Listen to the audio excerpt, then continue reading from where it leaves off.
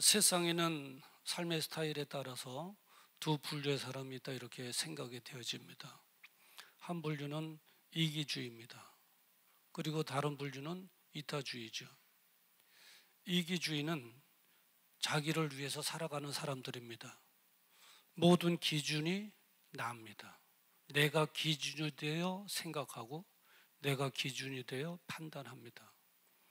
이타주의는 타인을 위해서 사는 사람들입니다. 이 사람들의 삶의 기준은 너입니다. 그들, 내가 아닌 너, 당신, 그들을 기준으로 해서 생각하고 또 그들을 기준으로 해서 섬기고 그렇습니다. 가만히 생각해 보면 가정을 중심으로 할 때 이기주의 가정이 행복할까? 이타주의 가정이 행복할까? 가만히 보니까 이타주의의 가정이 행복할 것 같아요. 남편이 자기 중심이 아닌 아내 중심으로 생각해 주는 거예요. 저 사람이 어떻게 하면 더 기쁘고 행복하게 살아갈 수 있을까? 그렇게. 그리고 또 반대로 아내들도 남편을 위해서 내가 어떻게 섬겨 저 사람을 참 성공시킬까? 이타주의죠. 생각의 모든 기준이 내가 아닌 너, 그들이죠. 그런 가정은 참 행복할 것 같아요. 가정 생활이 힘들고 불화가 나는 것은 나 중심으로 이기적인 생각으로 하기 때문에 가정에 불화가 나고 트러블가 나고 싸움이 나고 그러는 것 같습니다. 기독교는 뭐를 지향하고 있느냐? 이타주의를 지향하고 있습니다. 주님께서 본을 보여주셨는데 이타주의적 삶의 그 본을 보여주셨습니다. 한 번은 예수님께서 목에 수건을 두르시고 또 대하여 물을 떠나가 피조물 되는 제자들의 발을 씻겨주셨습니다. 그러면서 하신 말씀이 있죠. 뭐냐면 너희도 이와 같이 하라. 다른 사람을 섬기면서 살아라. 이타주의의 삶을 살아라 하는 것이죠. 그리고 그 예수님께서는 바리새인들과 서기관들이 있는 데서 이렇게 말씀하셨습니다. 위로는 하나님을 사랑하고 아래로는 내 이웃을 내 몸과 같이 사랑하라 했습니다. 이웃을 향한 이타주의의 삶이죠. 내 몸과 같이 사랑하라 이것입니다. 저는 우리 살아오는 성도들이 기독교가 지향하는 주님께서 보여주신 삶의 모델처럼 이타주의의 삶을 통하여 이기주의를 물리치는, 그래서 이 나라를 하나님의 나라로 확장해 나가는 저와 여러분 되기를 주님의 이름으로 축원합니다. 그렇다면 이타적인 삶의 출발점은 무엇인가 하는 거예요. 삶의 출발점, 다른 사람을 배려하는 삶의 출발점이 과연 무언가 하는 것이죠. 그게 바로 기도입니다. 기도는 영적인 교제라 할 수 있습니다. 오늘 설교 제목이 영적으로 교제하라 아닙니까? 기도인데 오늘 본문에 보면 바로 그것을 말해주고 있습니다. 오늘 본문에 보면 예수님께서 십자가에 죽으시고 사흘 만에 부활하셨죠. 그리고 하늘로 승천하셨습니다. 그리고 약속하신 대로 성령님께서 임재해 주셨습니다. 성령의 충만함을 받은 제자들과 많은 주님을 따르는 성도들은 복음 사역도 했죠. 예수가 그리스도 되심을 선포하고 예수 믿어야 구원받는다고 하는 진리를 전하고, 그리고 그들 스스로 신앙생활도 열심히 전념하고 있었을 때였습니다. 그런데 복음 사역과 신앙생활을 한다는 것이 쉽지는 않았습니다. 정말 어려웠죠.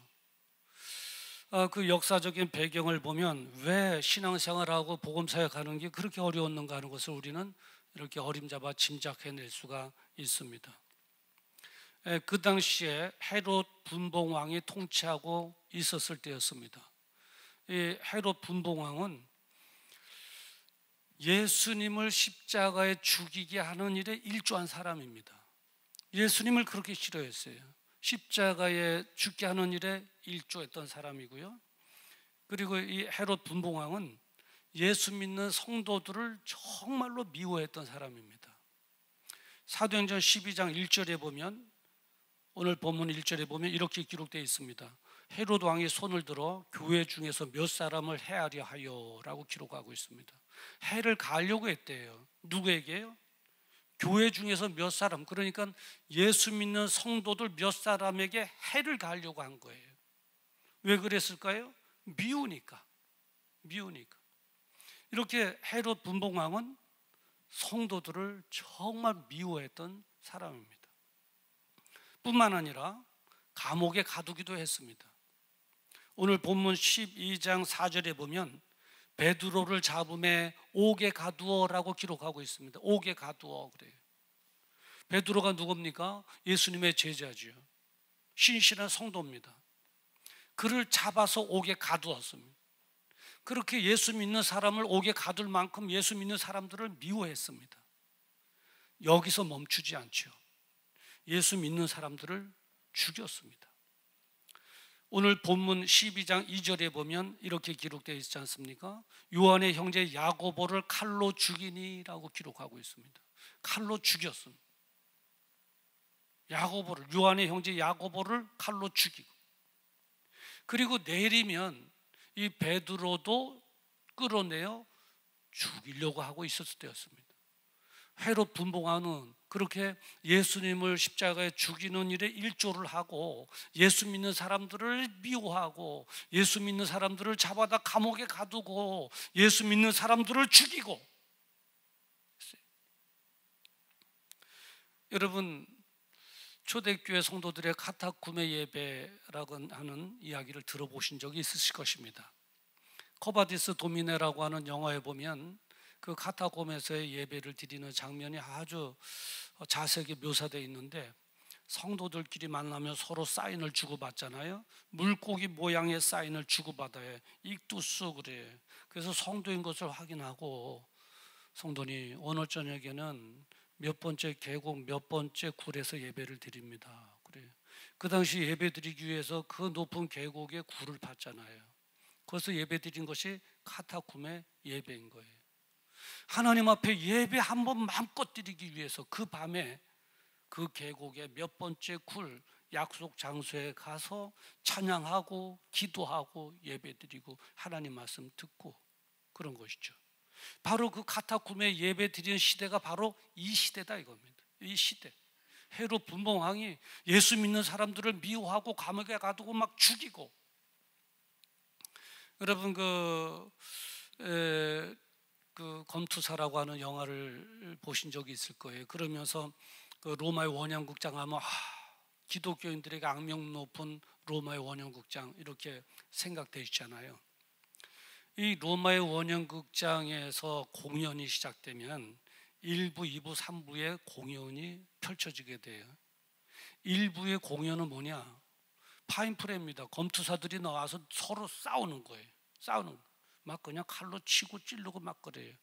그러다가 승패가 갈라지면 승패가 갈라진 채로 두 사람이 살아서 들어가는 겁니다. 인사하고. 이게 1부 공연이에요. 2부 공연은 무슨 공연이냐? 죽이는 검투예요.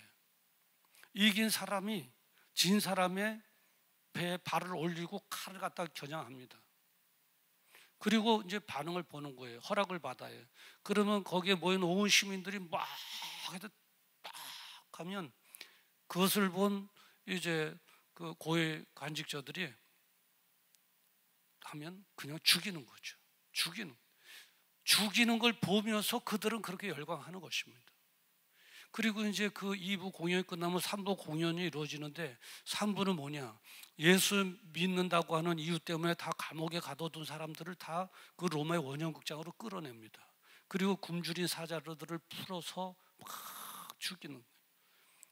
팔을 물어 뜯게 하고 머리를 물어 뜯게 하고 막 배를 뜯긴 사람의 창자가 튀어나오기도 하고 그런 것을 보면서 시민들은 막 열광을 하는 거예요. 열광. 그렇게 좋아하고 기뻐하는 거예요. 그건 헤롯 분봉왕이 시민들이 그렇게 좋아하니까 정치적인 인기를 얻기 위해서 더 예수 믿는 사람들을 더 미워하고 감옥에 가두고 그렇게 죽인 거라고요. 제가 이렇게 말씀드리는 것은 한마디로 말하면 신앙생활 한다는 것이 정말 쉽지 않은 그런 시대였다는 것입니다. 지금 신앙생활하는 게 이렇게 편하잖아요. 이게 하나님께서 우리에게 주신 축복인 줄 믿습니다, 여러분. 네, 그 당시에는 예수 믿는다는 것이 정말 어려웠어요. 힘들고 어렵고. 이렇게 어려움에 처한 성도들은 가만히 있을 수가 없었습니다. 그래서 기도 모임을 가지려고 계획을 세운 것이죠. 기도 모임. 기도 모임. 이 초대교회 성도들은 가만히 있을 수가 없어서 세상적인 방법으로 대항한 것이 아닙니다. 기도 모임을 가지려고 계획을 세운 거예요. 우리가 하나님 앞에 기도해야지. 하나님께 기도해야지 하고 기도 모임을 계획했어요. 그러나 여러분 한번 생각해 보세요. 막상 기도하려고 그러니까 두렵기도 하고 떨리기도 했을 거예요. 왜요? 잘못하면 붙잡히게 되고, 잘못하면 감옥에 갇혀지게 되고, 잘못하면 그렇게 비참하게 죽게 되잖아요. 별의별 생각이 다 들었을 거예요. 붙잡히면 어떻게 되지? 내가 직장을 잃으면 내 처자식들은 어떻게 될까?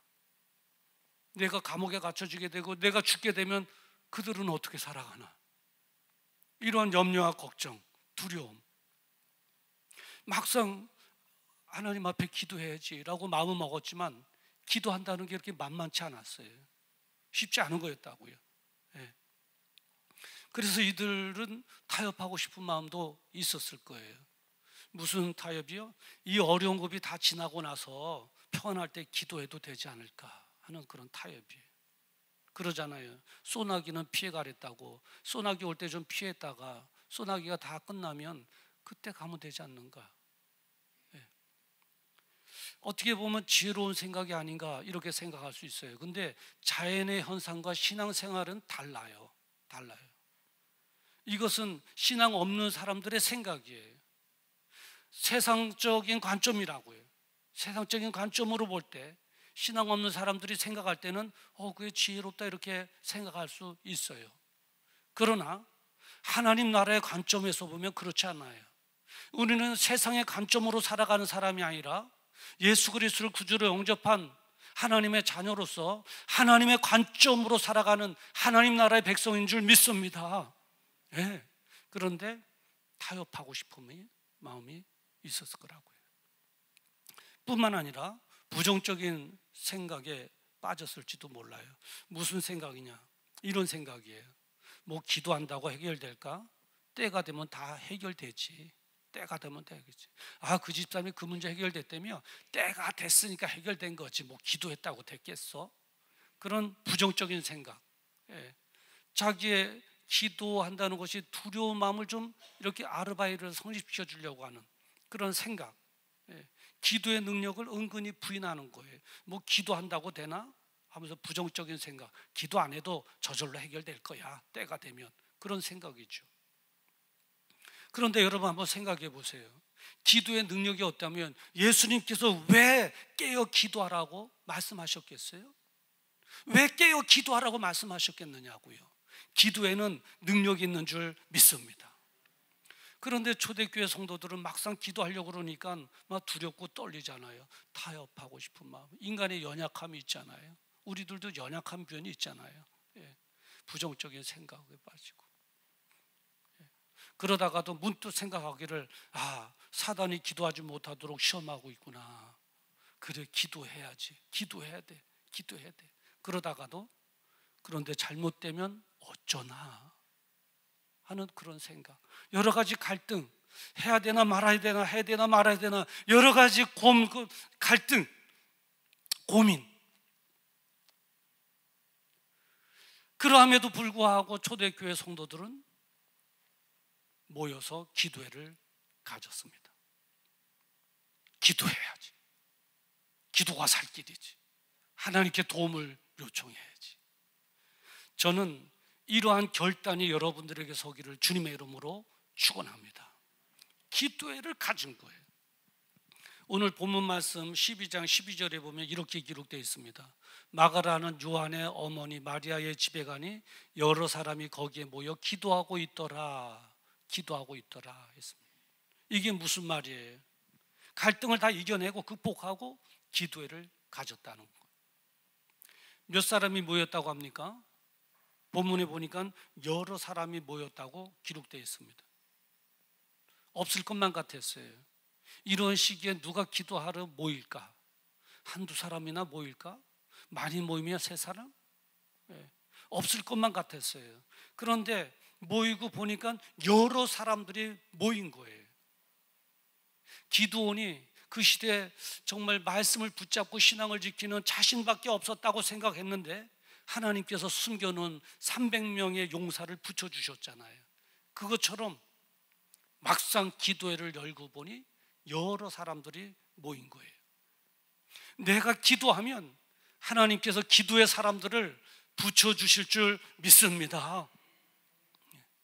이렇게 초대교회 성도들은 이 극한 어려움이 있을 때 서로가 서로를 위하여 기도한 거예요. 서로가 서로를 위해서 기도한 거예요. 내가 저 사람을 위해서 기도하고 저 사람은 나를 위해서 기도하고 서로가 서로를 위해서 기도하고.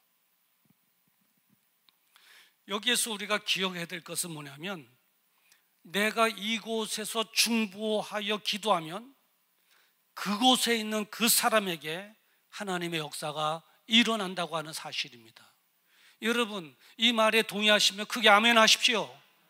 네, 내가 여기서 중보 기도하면 그곳에 그 사람에게 하나님의 역사가 일어난다는 거예요. 기도에는 능력이 있는 거예요. 오늘 성경을 한번 볼까요? 베드로가 붙잡혔잖아요. 그리고 감옥에 갇혔어요. 내일이면 죽게 되는 거예요. 성경 사도행전 12장 4절에 보면 그렇게 되어 있잖아요. 잡음에 옥에 가두어 군인 넷씩인 네페에 맡겨 지키고 6월절 후에 백성 앞에 끌어내고자 하더라. 이렇게 기록하고 있잖아요. 끌어내고자 하더라. 끌어내서 뭐 하겠다는 거예요? 죽이겠다는 거예요. 죽이겠다는 거예요. 그 당시에 유대인들은 성도들을 죽이는 것을 아주 기뻐했거든요. 그거를 오늘 성경 본문에 고발하고 있어요. 같은 민족이라고요. 그런데 같은 민족인데 예수 믿는 같은 민족을 죽이는 것을 같은 민족이 그렇게 기뻐한 거예요. 오늘 고발하는 내용을 한번 보십시다. 사도행전 12장 2절부터 3절에 보면 이렇게 기록되어 있어요. 야고보를 칼로 죽이니 유대인들이 이를 기뻐하는 것을 보고 유대인들이 이를 기뻐하고 있었다. 기뻐하고 있었다. 그러니까 이 헤롯 분봉왕도 백성들이 기뻐하니까 인기를 얻기 위해서 더 한 거라고. 막 더 한 거. 이 베드로는 살 길이 없었어요. 살아날 길이 없었어요. 도와줄 사람도 없었어요. 꼼짝없이 죽게 된 거예요. 그래서 베드로도 아마 포기하고 있었던 것 같아요. 아, 이제 죽었구나. 이제 끝이구나. 포기하고 있었던 것 같아요. 사도행전 12장 6절에 보면 헤롯이 잡아내려고 하는 그 전날 밤에 베드로가 두 군인 틈에서 두 쇠사슬에 매여 누워 자는데 라고 기록합니다. 그 감옥에서 내리면 끄집어낼 텐데 죽임을 당할 텐데 그 전날 밤에 누워 자는데 라고 기록했어요. 내일이면 죽게 될 사람이 전날 밤에 잠을 잔다는 것은 포기했다는 거예요. 포기하지 않으면 잠을 잘 수가 없어요. 네, 포기하니까 잠이 오는 거예요. 포기하면 편해요. 저도 예전에 공부할 때 이번 시험은 망쳤구나. 그 포기하면 잠이 오더라고요. 포기하면 편해요. 베드로도 그런 것 같아요. 살기를 포기한 거예요. 살 길도 없고 그 포기한 거예요. 그러니까 잠이 오는 거잖아요. 잠이 오는 거예요. 네, 잠이. 근데 바로 그때에 하나님께서 역사하기 시작하셨습니다. 7절에 보면 쇠사슬이 그 손에서 벗어지더라 그랬어요. 쇠사슬이 손에서 벗어졌어요. 저절로. 열쇠로 연 게 아니에요. 저절로 벗어졌어요. 하나님의 역사가 일어나기 시작한 거예요. 10절에 보면 이에 첫 번째와 둘째 파수를 지나라고 기록하고 있어요. 지키는 파수꾼의 눈을 가려주신 거예요. 지나도 알아차리지 못하는 거예요. 10절 중반에 보니까 쇠문이 이르니 문이 저절로 열리는지라라고 기록하고 있어요. 쇠문이었어요. 그런데 문이 저절로 열리는 거예요. 야, 자동문이. 이 당시에 자동문이 인식되지도 못할 텐데 하나님의 역사가 일어나니까 자동문이 돼버리는 거예요. 자동으로 쇠문이 열리는지라. 11절 중반에 보니까 그의 천사를 보내어 나를 헤아려 하는 손과 유다 백성의 모든 길에서 벗어나게 하신 줄 알겠노라 하며 모든 위기로부터 벗어나게 해주셨어요. 하나님의 역사에 쇠사슬이 벗어나고 파수꾼들의 눈을 가려주시고 쇠문이 저절로 열려지고 위기로부터 벗어나게 해주시고 하나님께서 베풀어 주신 은혜인 줄을 믿습니다. 우리는 여기서 하나님의 이런 강력한 역사가 일어나기 직전에 베드로를 위하여 성도들이 무엇을 했는지 다시 한번 점검하는 것은 대단히 중요합니다.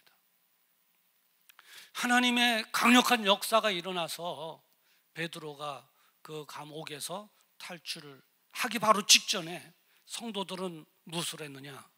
사도행전 12장 5절입니다. 우리 다 같이 한번 읽어보십시다. 사도행전 12장 5절 시작. 이에 베드로는 옥에 갇혔고 교회는 그를 위하여 간절히 하나님께 기도하더라. 아멘. 베드로는 옥에 갇혔고 교회는 그를 위하여, 옥에 갇힌 베드로를 위하여 하나님께 기도하더라 했습니다. 성도들이 기도한 거예요. 초대교회 성도들이 기도한 거예요. 하나님의 역사가 일어나기 바로 직전에 기도한 거라고요. 무슨 기도를 했겠습니까? 중보 기도를 한 거예요. 중보하여 기도한 거예요. 몸은 떨어져 있지만 만날 수는 없지만 중보하여 기도한 거예요. 이 중보 기도라고 하는 것은 뭐냐면 다른 사람을 위하여 기도하는 것. 이게 중보 기도다 말하기도 하고 도고 기도다 이렇게 말을 하기도 해요.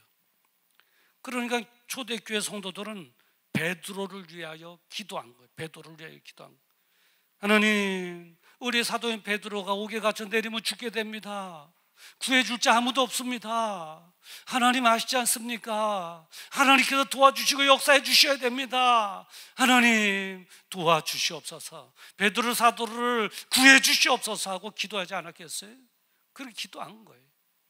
역사가 일어나기 바로 직전에 하나님께서는 초대교회 그 성도들의 중보 기도를 들어주시고 역사하기 시작하시고, 자꾸를 풀어주시고 눈을 가려주시고 옥문을 저절로 열어주시고 그 위기에서 벗어나도록 하나님께서 은혜 베풀어 주신 줄을 믿습니다. 만약에 이렇게 한번 생각해 볼까요? 베드로를 위하여 중보 기도하지 않았다면 어찌 됐을까요? 어찌 됐을까요? 아마 베드로는 다음날 죽었을 거예요.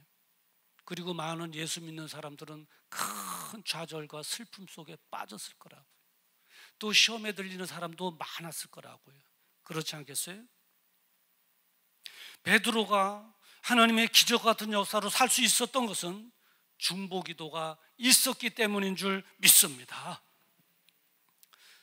저는 이 중보 기도를 이렇게 표현하고 싶어요. 미사일 기도다. 미사일 기도. 미사일. 이렇게 표현하고 싶어요. 여러분 미사일 잘 아시잖아요. 우리나라 사람들은 미사일에 대해서 더 많이 알아요. 다른 나라 사람보다. 왜냐하면 북한에서 뭐 주기적으로 이렇게 쏘니까 뉴스도 들어서 알고. 미사일이 뭐예요? 이곳에서 저곳을 향하여 쏘면 그곳에 불을 붙는 거예요. 그곳에 터지는 거예요. 그곳에 불이 붙어져요. 이게 미사일이에요. 이것처럼 미사일 기도라는 건 뭐냐면 이곳에서 저곳을 향하여 기도하면 그곳에 하나님의 응답하심이 나타나는 거예요. 하나님의 역사가 나타나는 거예요. 그게 미사일 기도예요. 미사일 기도. 미사일 기도. 근데 이제 미사일에는 목표와 좌표를 정확하게 입력을 해요. 그러면 미사일은 그 목표와 좌표에 따라서 정확하게 가서 그곳에 딱 터지는 거예요. 그것처럼 우리가 기도할 때 목표와 좌표를 정확하게 설정하면 되는 거예요. 오늘 필리핀에서 선교 편지 왔잖아요. 목표가 어디냐? 필리핀입니다. 좌표가 뭐냐? 이재은 선교사님입니다. 거룩하신 아버지, 필리핀에 있는 우리 이재은 선교사님에게 이렇게 하면 목표와 좌표가 딱 되는 거예요. 이렇게 기도하는 내용대로 그곳에서 역사하시는 거예요. 아멘이십니까? 네. 그러니까 중보 기도에는 돈 들질 않아요. 그저 관심만 있으면 되는 거예요. 돈이 안 들어요. 지난번에 미국에서 시리아에 발사된 그 미사일이 있는데 토마호크 미사일이라고 그래요.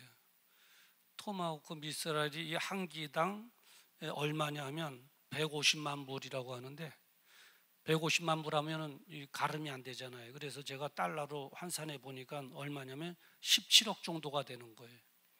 그 17억 되는 미사일을 시리아에 50발을 갖다가 미국에서 쏜 거예요. 이 한 기당 17억 정도예요. 한 기당 17억. 그러니까 한 2억짜리 집이면은 9채. 한 번 쏘는데 집 9채가 픽픽 날아가는 거예요. 우리 성도들 집이 9채가 팍팍 날아가는 거예요. 17억이니까. 한 2억씩 잡으면. 엄청나죠. 그런데 중보기도 한 번 하는데 17억이 든다면 어쩌겠어요? 못 하는 거예요. 우리 캄보디아를 해서 중보기도 한 번 하는데 17억이 필요하니까 성도들 집 10채 어떻게 장만해가 팔아갖고 돈 갖고 사면 어떻게 기도가 되냐고요. 저도 못해요. 저도 못해요. 중보기도 미사일 중보기도 한 기를 쏘는데 17억 든다면 우리 교회도 못해요. 어떻게 하냐고요. 돈이 그렇게 드는데 어떻게 하냐고요. 그런데 이 중보기도에는 돈이 안 들어요. 하나님의 은혜. 그저 관심만 있으면 되는 거예요. 관심만 있으면 돼요. 그냥 쏘기만 하면 되는 거예요. 우리가 중보 기도의 대상이 많잖아요. 중보의 기도해야 될 대상들이 많잖아요. 떠나 있는 가족들을 위해서 이 어려운 때에 서로 오고 가지는 못하고 만나지도 못하고 분가에 사는데 자녀들 있잖아요. 떠나서 사는 내 가족들 나의 기도 필요로 하잖아요. 네. 우리의 중보 기도의 대상이잖아요. 쏘는 거, 쏘는 좌표. 신림동에 사는 아무개 내 딸 거룩하신 아버지 지켜주시옵소서. 목표와 좌표를 정하고 쏘기만 하면 그대로 응답해 주실 줄 믿습니다. 네. 떨어져 사는 내 가족들을 어떻게 일일이 찾아가고 내가 지키냐고요. 못한다고요. 초대교회 성도들이 감옥에 갇혀있는 베드로를 어떻게 구해낼 수 있겠냐고요. 못해요. 한 것은 하나님 의지하여 중보기도 한 것밖에 없어요. 그랬더니 중보기도를 들어주시고 이곳에서 그걸 위해 기도했더니 그 감옥에 하나님의 역사가 일어났잖아요. 베드로가 그 위기로부터 벗어났잖아요. 네. 내 자녀들 얼마나 위험에 노출되어 있냐고요. 마스크 쓰고 나가기는 하지만 언제 어떻게 코로나에 걸릴지도 몰라요. 내 자녀들 그렇다고 코 막고 같이 다닐 거냐고요. 그럴 수 없잖아요. 중보기도 해야죠. 내 자녀들이 외출했다던가 중보기도 해야죠. 예. 지금 어디에 가고 있는 누구 내 자녀 하나님 지켜주시옵소서. 이곳에서 내가 중보기도 하면 그곳에 역사하는 줄 믿습니다. 아멘이십니까? 예, 우리가 자녀를 위해서 가족도 멀리 떨어져 사는 가족들을 위해서 중보기도 한 기를 한 번 하는데 17억이 들어간다면 못하지요. 그러나 17억이 들어가지 않아요. 관심만 있으면 얼마든지 중보기도의 미사일을 50번, 100번이고 얼마든지 쏠 수가 있는 거예요. 또 우리 셀 가족들 있잖아요. 이 지역에 다 흩어져서 신앙생활을 하는데 셀 가족들 중보기도 해야죠. 어떻게 일일이 찾아다녀요? 지금 신방할 수도 없잖아요. 그러나 우리는 영적 교제를 가져야 돼요. 이타적인 삶으로 그들을 섬겨야 된다고요. 뭘로 섬길 수 있습니까? 중보기도로 섬길 수 있어요. 내 셀 가족인 어느 아파트에 사는 누구 거룩하신 아버지 지켜주시고 어려움이 있다고 하는데 하나님께서 해결해 주시옵소서. 내 셀 가족들의 목표와 좌표를 이름을 불러가면서 쏘는 기도의 미사일 중보기도를 내 가정에서도 쏘고 교회에서도 쏘는 우리 복음의 최전방에 나가 있는 선교사님들 지금 생명 걸고 하고 있잖아요. 후방에서 미사일을 쏴줘야 돼. 전쟁에서도 마찬가지예요. 전방에 있는 그들을 후원하기 위해서 뒤에서 포를 쏴주잖아요. 미사일을 쏴줘야 된다고요. 각 나라에 있는 선교사님들의 목표와 이름 좌표를 불러가면서 우리가 여기서 쉼 없이 우리가 중부에 미사일을 쏠 때 여기서 미사일을 쏘지만 역사는 그곳에서 일어나게 될 줄 믿습니다. 중보 기도의 대상들이 많아요. 저는 여러분들이 미사일을 쏘는, 중보 기도의 미사일을 쏘는 기지가 여러분의 집이 되기를 주의 이름으로 축원합니다. 여러분의 직장이 되기를 주의 이름으로 축원합니다. 이 교회가 되기를 주의 이름으로 축원합니다. 저는 하나님 앞에 얼마나 감사한지 몰라요. 중보 기도하는 게 돈이 안 들어간다는 게. 지금은 신방을 할 수도 없어요. 늘상 걸어다니면서 툭 생각나면 중보의 미사일 쏘, 집에 서재 있다가 툭 생각나면 중보의 메시지 쏘, 중보 기도를 쏘. 우리 사랑손을 뿔뿔이 흩어져 있는 성도들 늘 머리에 돌리면서 중보 기도의 미사일을 수없이, 돈이 안 드니까 얼마나 좋은지 몰라요. 관심만 있으면 되는 거예요. 중보 기도의 미사일을 쏘는 거예요. 저는 중보 기도의 미사일을 수없이 발사하여 그곳에 하나님의 역사가 일어나고 하나님의 영광이 드러나고 간증들이 더 많아지기를 주님의 이름으로 축원합니다. 여러분의 쏘는 중보 기도의 미사일로 인해서 여러분의 가족, 여러분의 자녀, 우리 선교사님들을 사역에 더 한층 하나님의 은혜가 임하게 될 줄 믿습니다. 제가 개척교회하고 있을 때 한 번은 이제 집 서재에서 설교 준비하면서 기도를 하는데 하나님께서 강권적으로 우리 찬양을 위해서 기도시키더라고요. 강권적으로. 그럴 때가 있어요. 강권적으로 찬양이 확 기억나면서 막 강권적으로 하나님 기도시키는데, 그래서 이제 기도했죠. 우리 찬양을 지켜주시고 보호해주시고 지혜를 주시고 막. 근데 조금 있다가 찬양의 친구들과 어린 놈들이 막 가서 문을 두들기면서 목사님 그래요. 그래서 이제 문을 열고 왜 그러냐 그랬더니 찬양이가 차에 쳤어요. 그래. 우리 용태 집사님 계시는가? 그 얘기 들었나? 그 얘기 못 들었어? 우리 용태 집사님도 얼마나 개구장인지 몰라요. 그때 일신 아파트에서 원일 아파트 내려갔는데 이 산이 아직도 이게 개발이 안 돼갖고 나무도 있고 언덕이 되고 이렇게 내려가서 원일 아파트 거기 아스팔트 있는데 가야 이제 원일 아파트인데, 지금 말하자면 김춘정 원사님 유씨 그 가게 있는데 고치점에 거기 막 애들 뭐 겨울에는 거기서 뭐 눈썰매 타고 뭐 하고, 우리 찬양이도 이제 나중에는 뭐 선배 형들이 보여준 거 그거밖에 더 있어요. 막 거기서 애들하고 놀다 막 뛰어가는데 이 언덕에서 막 내려가다가 원일 아파트 넘어가는 그 도로 가는데 그냥 타이탄이 확 들이친 거예요. 그 이제 차 사고 났다는 거예요. 그래서 애들한테 아니 자초지경을 얘기해봐라. 어디냐, 어떻게 된 거냐. 막 자초지경 믿고 이제 저도 마음이 털컹한 거죠. 그러고 있는 차에 웬 아저씨예요. 그러니까 기사 아저씨인 것 같아요. 웬 아저씨가 우리 찬영이하고 같이 왔어요. 우리 찬영이 보니까 어떠냐 했더니 아무렇지도 않고 생글생글 웃고 있어요. 뭐 어디 까진 데도 하나도 없고. 근데 이제 그 기사 하신 분이 명함을 주면서 혹시나 이상 있으면 명함으로 연락 주십시오. 죄송합니다. 그러더라고요. 그래서 이제 알겠다고 명함 받고 이제 그분 보내고 우리 찬영이하고 이제 집에 들어가고 어떻게 된 거냐. 그랬더니 이제 자초지경을 얘기하더라고요. 그 이제 그 언덕에서 막 내려고 갔는데 차가 확 오는데 그냥 와 그러는데 당해서 와 그러는데 누가 머리를 확 그냥 땅으로 그냥 밀어 쳐놓더래요. 그래서 그냥 꽉 꼬꾸라진 거예요. 누가 몸을 확 짓눌렀더래요. 그리고 확 엎드렸는데 확 엎드리는 그 위로 차가 뜬 거예요. 그러니까 머리 하나 안 다친 거예요. 이마 하나 안 까진 거예요. 그대로 쫙 엎드려졌는데 그 위로 차가 이제 중간 정도 들어간 거죠. 이 기사가 놀라지 않았겠어요? 애가 들어갔으니까. 빠꾸에서 보니까 애가 그대로 엎드려 있더래요. 이렇게 세웠대요. 그래서 산 거예요. 하나도 안 다쳤어요. 저는 하나님께서 강력하게 중보 기도를 시키시고 중보 기도를 들으시고 찬양에게 역사하셔서 그곳에서 그냥 머리를 땅에 확 붙이도록, 몸을 낮추도록 확 엎어지게 하도록 하나님께서도 역사하시고 안전하게 지켜주신 줄을 믿습니다. 이게 중보기도인 거예요. 이게 중보기도. 코로나로 인해서 많은 어려움이 있습니다. 사랑하는 성도 여러분, 만날 수도 없고 더욱이나 외국에 있는 사람도 오고 갈 수도 없습니다.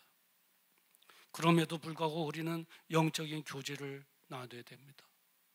관심만 가지면 할 수 있는 이 중보기도를 못한다면 우리는 이타주의 기독교적인 정신을 가지고 살아가는 하나님의 나라의 백성이라 말할 수 없습니다. 여러분, 출발점은 중보기도입니다. 관심만 가지면 됩니다. 나 아니면 다른 사람들을 위해서 기도해야 됩니다. 기도의 미사일을 수없이 쏴대야 됩니다. 내 가족을 향해서, 자녀들을 향해서, 선교사를 향해서, 우리 성도들 상호간에 내 셀 가족들을 위해서 수없이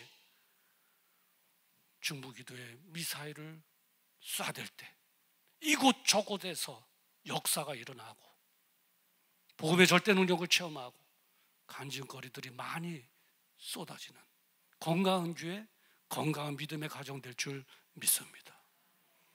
그런 은혜와 축복이 있기를 주님의 이름으로 축원합니다. 기도하겠습니다.